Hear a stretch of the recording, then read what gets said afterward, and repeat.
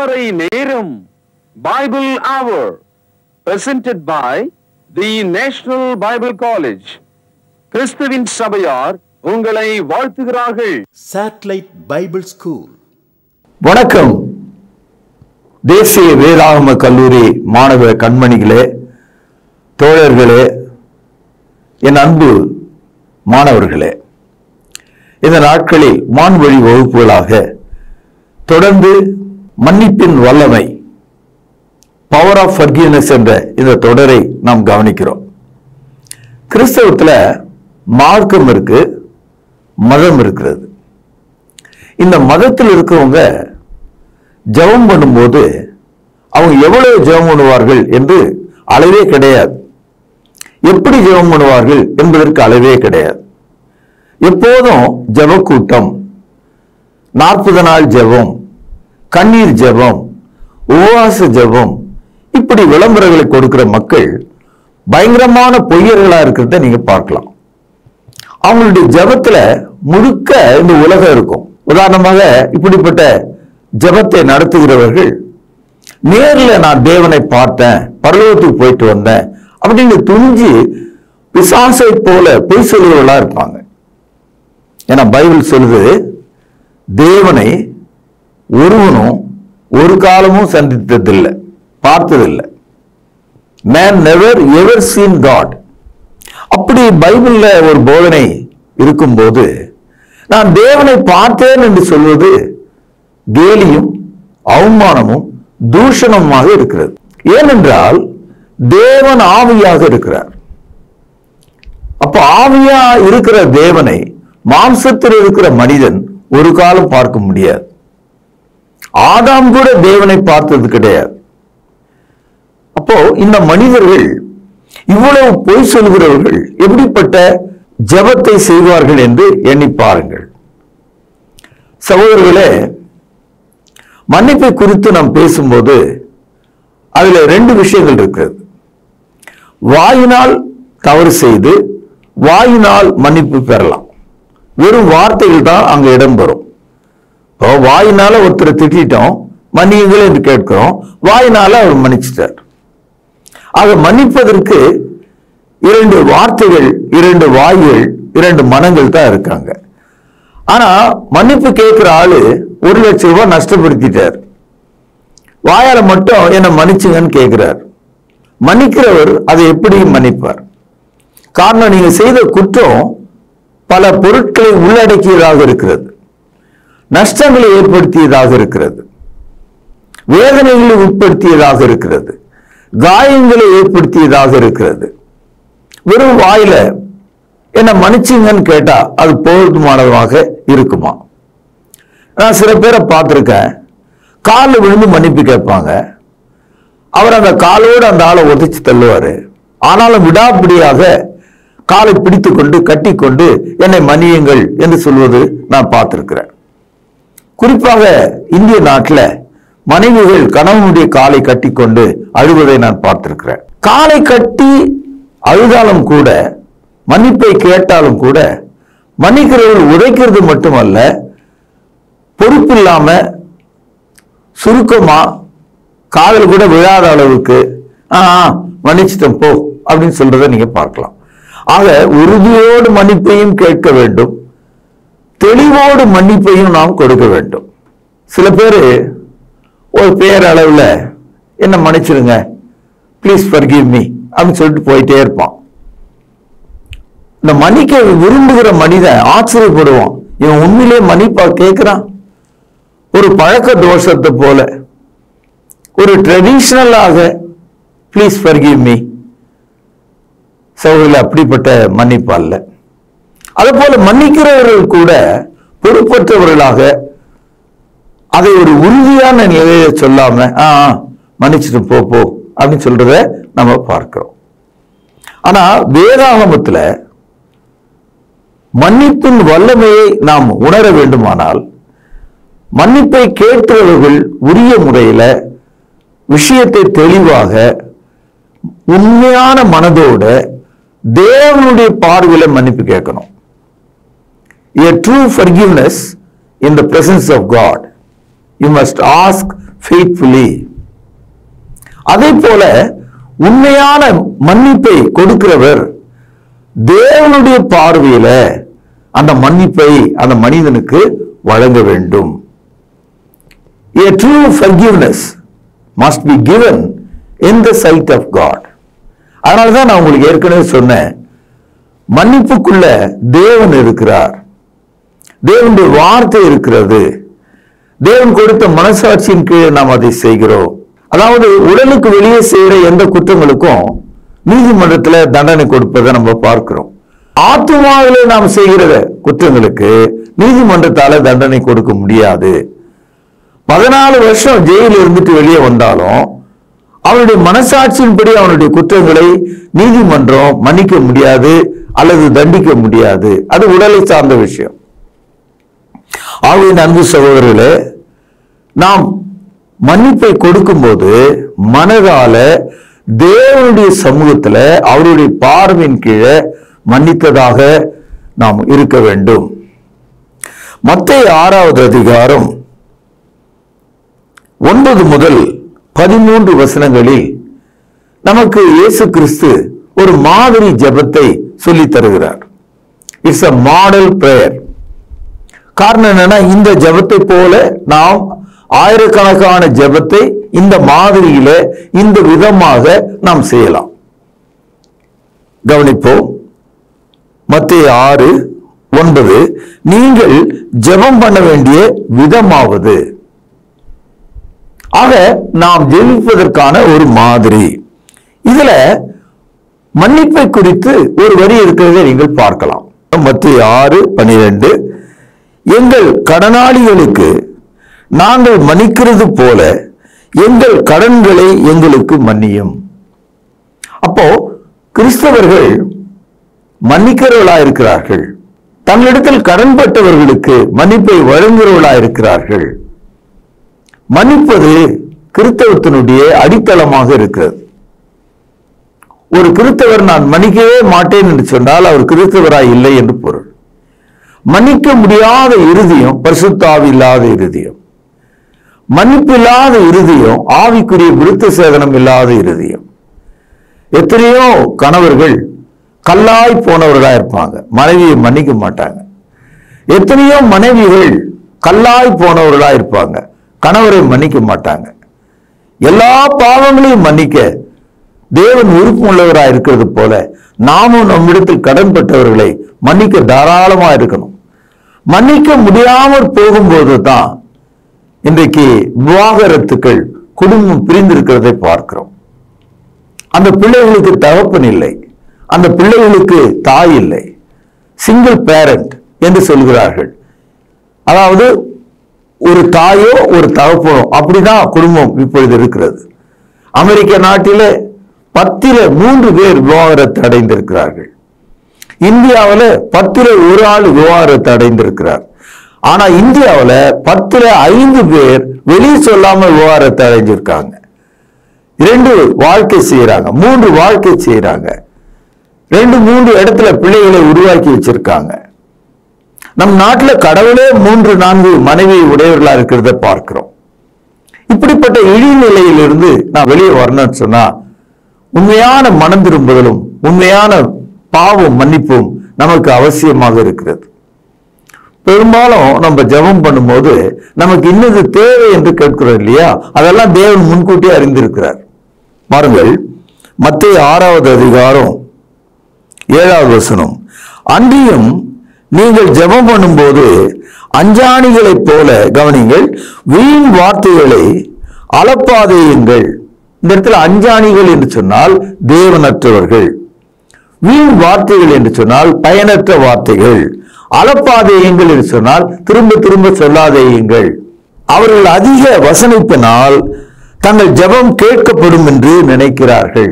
40 நாள் ஜெபம், உபவாச ஜெபம், உலகத்தை மாற்றும் ஜெபம் என்றெல்லாம் சொல்லி இந்த நட்சத்திர போதவர்கள் தங்களுடைய நய வசனிப்பினாலே, தங்களுடைய தந்திர மந்திரமான வார்த்தைகளாலே, சொற்களாலே மக்களை மயக்கலாம் என்று நினைக்கிறாங்க. அதாவது நம்ம ரொம்ப அழகான மொழியில நடையில கவிதையாக ஜெபிக்கிறதுனால கடவுள் கேட்பார் என்று பொருள் இல்லை. நம்முடைய மனம் திறந்த ஒரு சொல் தேவனுக்கு கேட்கப்படும். இப்பொழுது மத்தேயு 6ஆம் அதிகாரம் 8வது வசனம். அவர்களைப் போல நீங்கள் செய்யாதிருங்கள். யாரைப் போல? வீண் வார்த்தைகளை அலப்புகிற அஞ்ஞானிகளைப் போல. அவர்களைப் போல நீங்கள் செய்யாதிருங்கள்.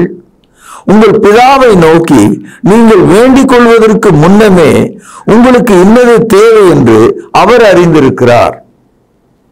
மாலை நேரத்தில் எல்கேஜி யூகேஜி படிக்கிற குழந்தைங்க வீட்டுக்கு வருவதை நீங்க பாருங்க. வரும்போதே கத்திக்கிட்டு வரும், வரும்போதே கையில் இருக்கிற புத்தகத்தையும் பையை வீசி எறியும். ஒரு கால் இருக்கிற சாக்ஸ் இன்னொரு பக்கம், மறுகால் இருக்கிற ஒரு சாக்ஸ் காலோட இருக்கும். கை கழுவாது, உடனே ஓடி வந்து எதையாவது சாப்பிடணும்னு ஆவலாக உள்ள வருவதை நீங்க பார்க்கலாம். அந்த குழந்தை வரும்னு தெரிஞ்ச அந்த தாய் அதுக்கு என்னென்ன தேவையோ எல்லாவற்றையும் சரியா வச்சிருப்பாங்க. உடனே தூக்கி சென்று கை கால்களை கழுவி துடைத்து அந்த குழந்தைகளுக்கு கொடுக்க வேண்டியவர்களை கொடுத்து கொண்டே இருப்பாங்க.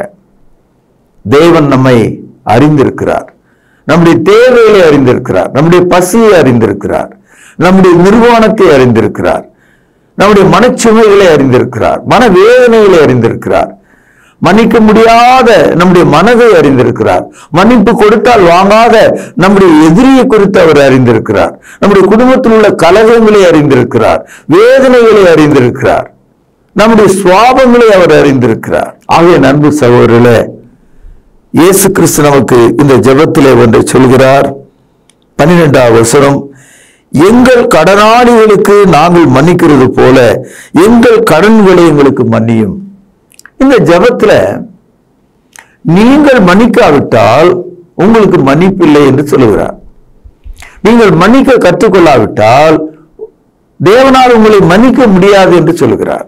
கிறிஸ்தவர்களை குறித்து பிற மதத்தினர், குறிப்பாக நம்முடைய நாட்டில் இப்படி ஒரு வார்த்தை சொல்றாங்க. இவர்கள் எப்போதும் செய்யறதெல்லாம் செஞ்சுனே இருப்பாங்க, அப்புறம் தினமும் மன்னிப்பு கேட்பாங்க, நாங்கெல்லாம் அப்படி கிடையாது. இப்படி சொல்லி அவர்கள் தங்களை ஏமாற்றிக் கொள்றாங்க. உண்மைதான், கிறிஸ்தவர்கள் தினமும் மன்னிப்பு கேட்பாங்க. ஏனென்றால் கிறிஸ்தவர்களுக்கு ஒவ்வொரு நாளும் ஒரு புதிய நாள், ஒவ்வொரு நாளும் ஒரு வாழ்க்கை, ஒவ்வொரு நாளும் தேவனுக்கு முன்பாக நியாய தீர்ப்பிலே நிற்கிறார்கள். அவர்கள் தங்களுடைய குறை குற்றங்களை தேவனுக்கு தெரிவிப்பது அவசியமாக இருக்கிறது. அதனால்தான் கிறிஸ்தவர்கள் தினமும் பாவ மன்னிப்பை தேடுகிறார்கள்.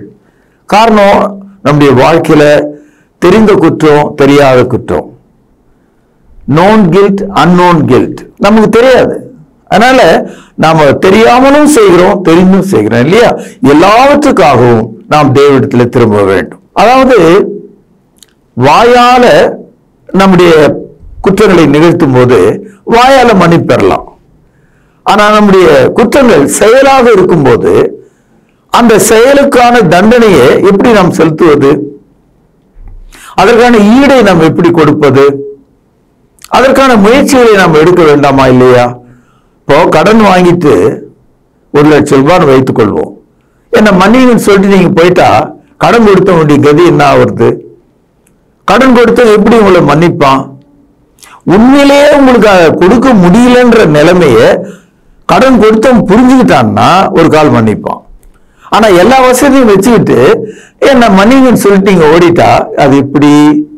ஆகவே நம்முடைய கடன்கள் வெறும் வார்த்தைகளால் மட்டுமல்ல, செயலாக மன்னிப்பு பெற வேண்டும். மத்தேயு 18வது அதிகாரம் 23வது வசனம் முதல். மத்தேயு 18:23. எப்படியெனில் பரலோக ராஜ்யம் தன் ஊழியக்காரிடத்துல கணக்கு பார்க்க வேண்டும் என்றிருந்த ஒரு ராஜாவுக்கு ஒப்பாயிருக்கிறது. அவன் கணக்கு பார்க்க தொடங்கின போது 10,000 தாலந்து கடன்பட்டவன் ஒருவனை அவனுக்கு முன்பாக கொண்டு வந்தார்கள்.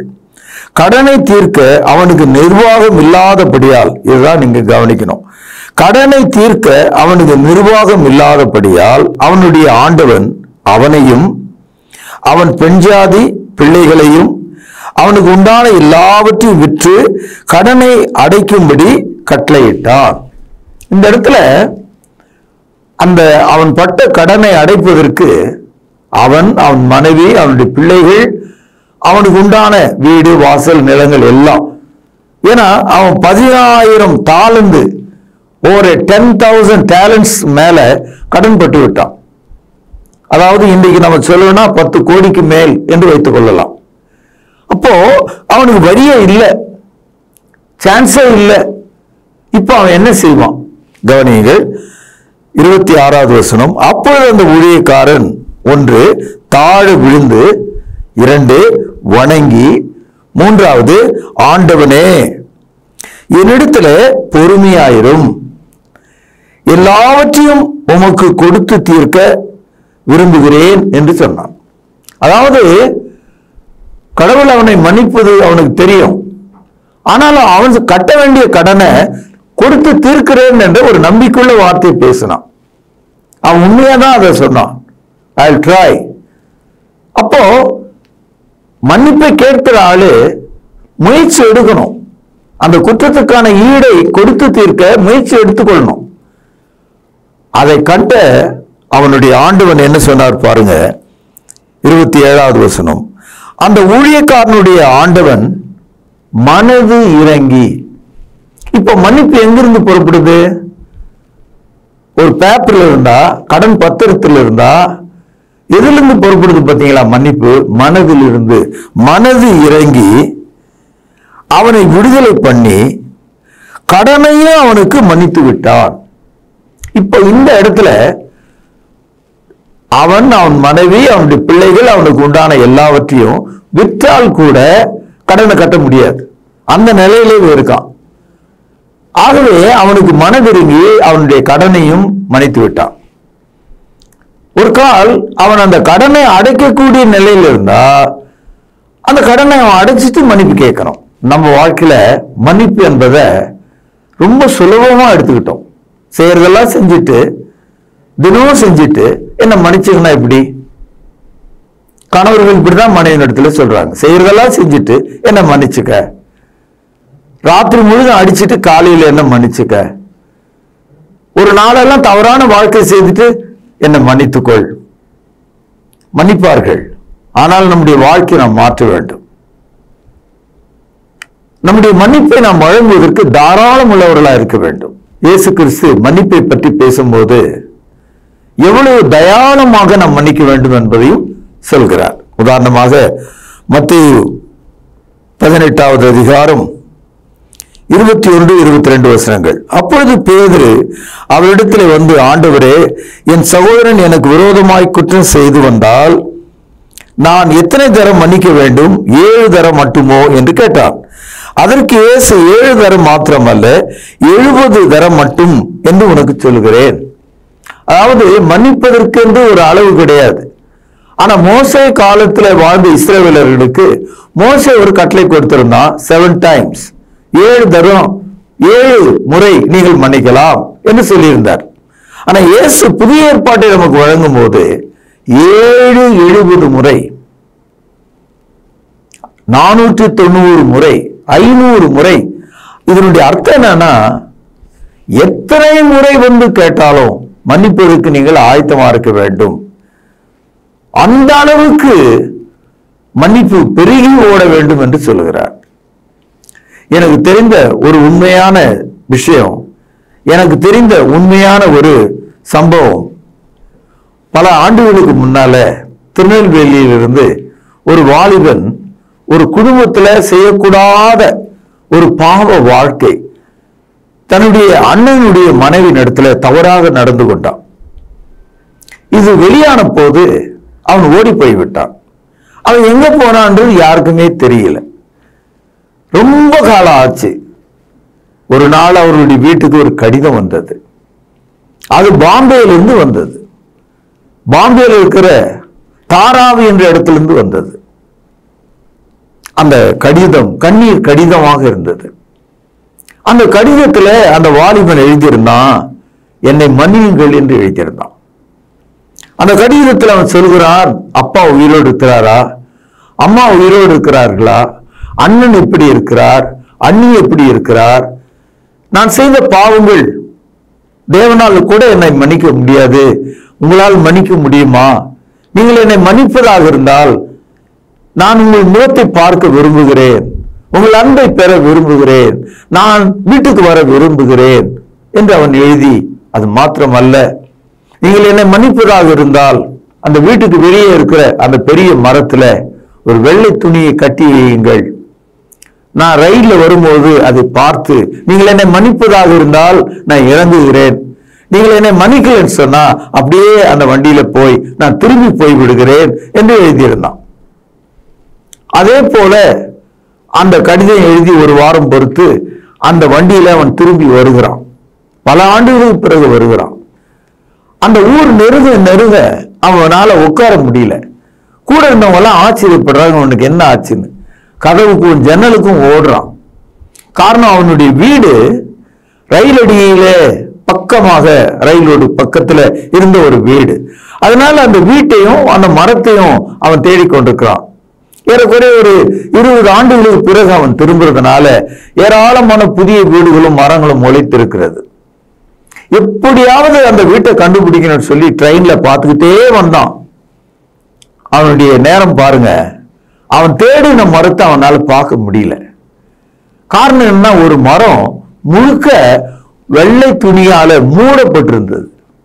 அது ரொம்ப ஆச்சரியமா இருந்தது.